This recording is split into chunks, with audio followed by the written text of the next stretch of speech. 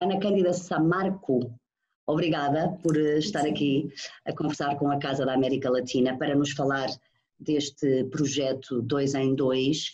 Se concordar, Ana, eu vou apresentar o projeto brevemente e falar um bocadinho para depois então a Ana nos explicar melhor em detalhe. Concorda? Pode ser?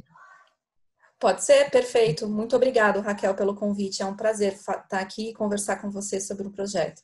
O prazer é nosso. Então, várias empresas de tecnologia, saúde, representantes do mundo jurídico e redes de shoppings, em português centros comerciais, da cidade de São Paulo, no Brasil, uniram-se para criar o movimento 2 em 2. É uma campanha sem fins lucrativos que oferece um teste de detecção de anticorpos da Covid-19 por cada teste comprado. Assim, quem compra um teste porque o pode pagar está, ao mesmo tempo, a oferecer outro teste a quem não tem essa possibilidade. O movimento começou em São Paulo, pretende estender-se a outras cidades do Brasil e Ana Cândida Samarco, advogada, é uma das pessoas envolvidas neste projeto. Obrigada mais uma vez. No momento, Ana, em que estamos a conversar, o número de mortos no Brasil ultrapassa os 26 mil e o número de pessoas infectadas ultrapassa os 438 mil. São números muito grandes e muito preocupantes, números muito elevados. É essa uma das razões que vos leva a iniciar este movimento para tentar testar o maior número de pessoas? Exato, Raquel. A gente está vivendo hoje aqui no Brasil um momento de pico da pandemia, né, de coronavírus. São muitos os infectados, são muitas as mortes, e a gente precisa de dados mais certos, mais acurados sobre a quantidade de infectados para ajudar na definição de políticas públicas de combate ao coronavírus e também para ajudar na definição de políticas públicas econômicas, do retorno das atividades econômicas que a gente precisa também que aconteça em paralelo com o combate, né, da pandemia. Porque junto com a crise de saúde pública que nós estamos vivendo no Brasil, nós também estamos vivendo uma crise econômica muito séria. Então, a ideia desse movimento é que a gente auxilie o poder público numa testagem em massa da população. O teste que está sendo realizado por meio do movimento é um teste de sorologia. O que diz esse teste? Esse teste indica se a pessoa já foi infectada pelo coronavírus. Indica se a pessoa possui anticorpos para o coronavírus. Então, por meio desse teste, a gente acredita que a gente vai conseguir mapear um real número de pessoas e como a pandemia se espalhou pelo Brasil, né, para que a gente tenha informações mais certeiras e auxiliar não só aquele indivíduo, né, para que ele saiba que eventualmente foi contaminado pelo vírus ou ficou assintomático, por exemplo, mas também para auxiliar o poder público na definição de políticas públicas. Então, por isso que... Não é? Portanto, para ajudarem o poder público na definição de políticas de combate à pandemia, políticas mais acertadas, digamos assim. Exato, perfeito. Políticas mais acertadas, tanto de combate à pandemia, quanto de retorno às atividades econômicas, né? Porque as duas crises, elas andam em paralelo, e a gente acredita que uma informação certa pode ajudar nas duas frentes. Então, esse é o grande objetivo, ajudar na massificação desses testes. Então, por isso que a gente pensou num projeto em que uma pessoa que pudesse pagar para o teste sempre está atrelada a uma doação, para que a gente consiga fazer esses testes de uma forma duplicada, né? E assim atingir sempre um maior número de pessoas. Aumentar o número de pessoas visadas pelo teste. Mas, Ana, quem não tem vontade de doar,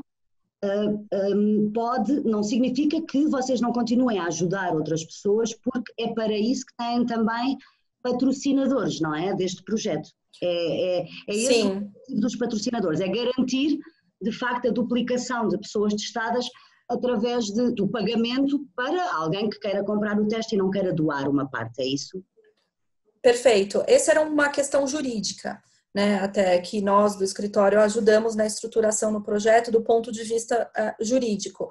Eu não poderia condicionar a compra a uma doação, porque a doação tem que ser um ato voluntário, né? Ela não pode ser um ato obrigatório, né? Então, a gente estimula que a pessoa que esteja comprando doe totalmente ou parcialmente de 1 até 5 testes, mas a pessoa não é obrigada, ela pode simplesmente comprar o seu teste e não doar.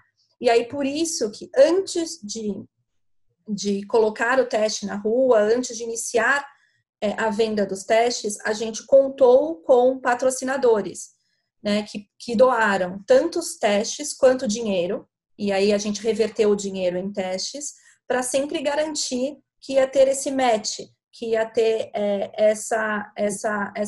esse encontro entre compra e doação. Uhum. E óbvio que ao final, se por um acaso a gente tiver algum superávit, algum número maior de testes, todos esses testes vão ser doados. Uhum. Onde é que as pessoas se dirigem? Imagino que agora seja apenas em São Paulo, não é? Mas as pessoas têm de ir a um sítio específico para ir buscar isso, não é? Como é que isso funciona?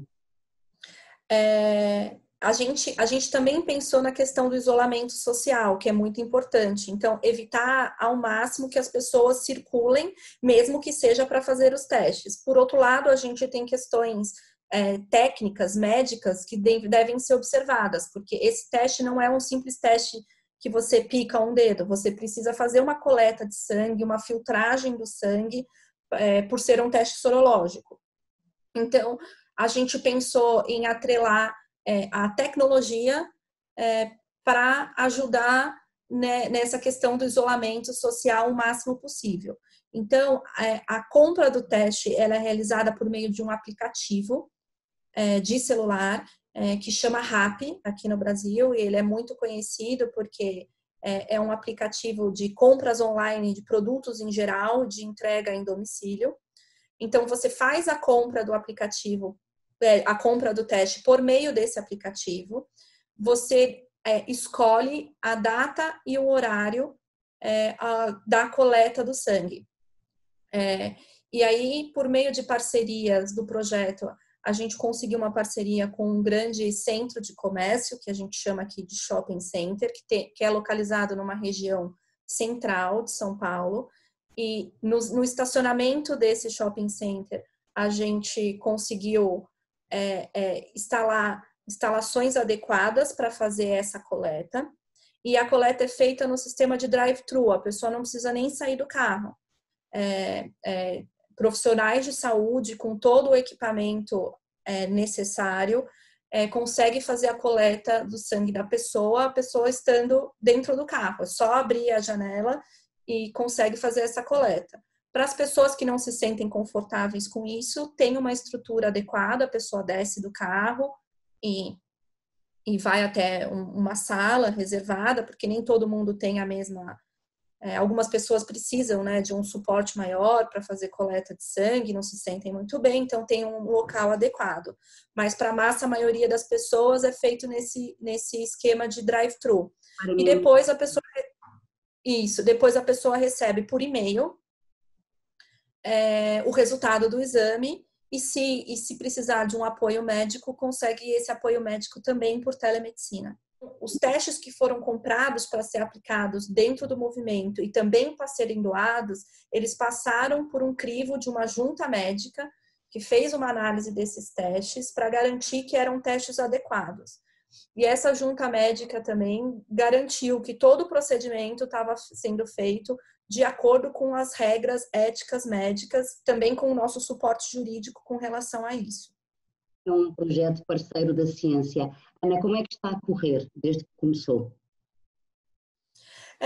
A gente está indo muito bem. Na verdade, o projeto tinha se proposto a aplicar até 800 testes por dia, mas a nossa demanda tem sido muito maior que essa. Então, a gente está até repensando a forma de estruturação do teste para ver se a gente consegue novos patrocinadores para sempre garantir o encontro do teste doado, do teste comprado.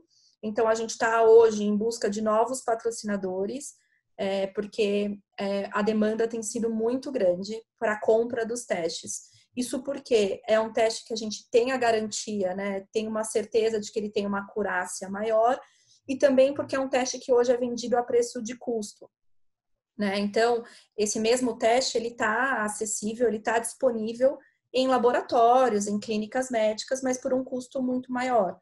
Então, a gente tem percebido que as pessoas têm comprado muito por meio do projeto. Como é que está a intenção de estender o projeto a outras cidades do Brasil? Sim, a gente tem essa intenção, tem recebido contatos, principalmente em Rio, Porto Alegre, em outras cidades do Brasil, a gente tem recebido esse pedido. E o grupo que está ajudando na estruturação já está pensando, e a gente vai conseguir estender para outras cidades. O grande desafio agora é essa questão do patrocínio. Então, a gente precisa conseguir novos patrocínios para poder estender não só o número de testes em São Paulo, mas também as localidades que são atendidas pelo projeto. Para terminar, e porque este é um projeto que pretende, ao mesmo tempo que aferir da saúde pública neste momento, ser também solidário, para terminar, queria perguntar-lhe, desde que começaram, se tem uma ideia de qual é a percentagem de pessoas que de facto doam, comparativamente com as que não doam. Eu não tenho esse número exato, mas eu saberia dizer que a maioria doa. A maioria das pessoas tem doado sim, e o que mostra, né, que mesmo que diante de uma crise de saúde, numa crise econômica, o povo brasileiro é um povo muito solidário e preocupado com o outro, com aqueles mais vulneráveis.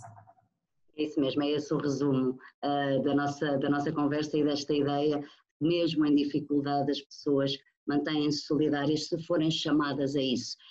E acordadas para Exato. isso. Muito obrigada, Ana, por esta conversa. Espero que corra tudo bem. Parabéns pelo vosso projeto. Obrigada. Muito obrigada, Raquel. Espero que também corra tudo bem para vocês aí em Portugal, que todos nós possamos superar essa crise o mais rapidamente possível e de uma forma menos sofrida, né?